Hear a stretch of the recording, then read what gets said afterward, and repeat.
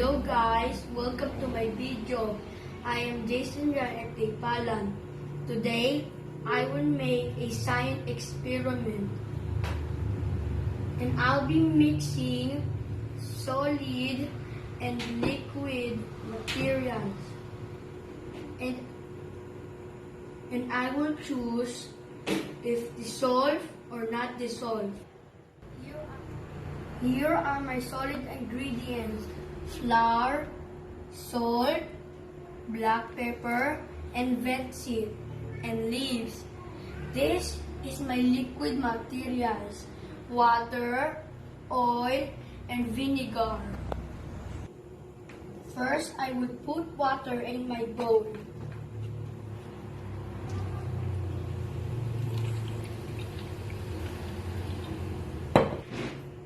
And I will put in some salt.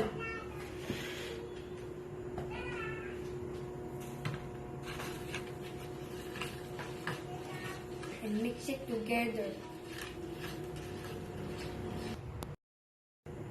As you can see, the salt dissolves in water. On to the next mixture. Now we have water and black pepper. First, I put a black pepper.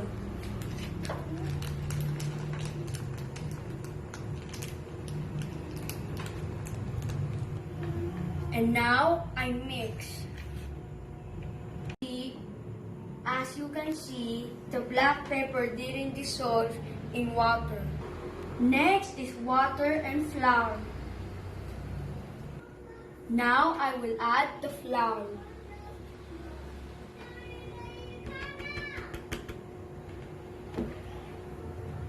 Now mix it.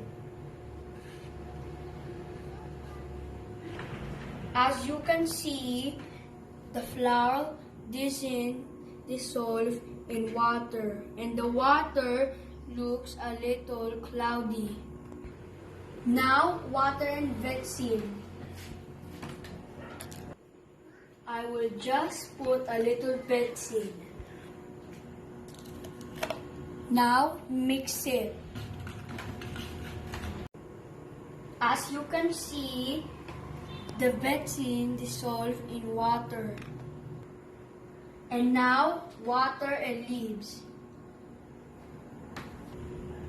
And now I will just put a little leaves in the water.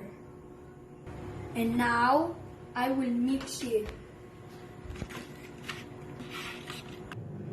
As you can see, the leaf doesn't dissolve in water. Now it's time for vinegar and salt. Now mix it. As you can see, the salt dissolved in vinegar. And now vinegar and black pepper.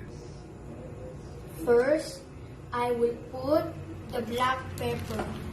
Now I will mix it. As you can see, the black pepper didn't dissolve in vinegar. Now, vinegar and flour. And now, mix it. As you can see, the flour doesn't dissolve in vinegar. Now, in vinegar and vet seed.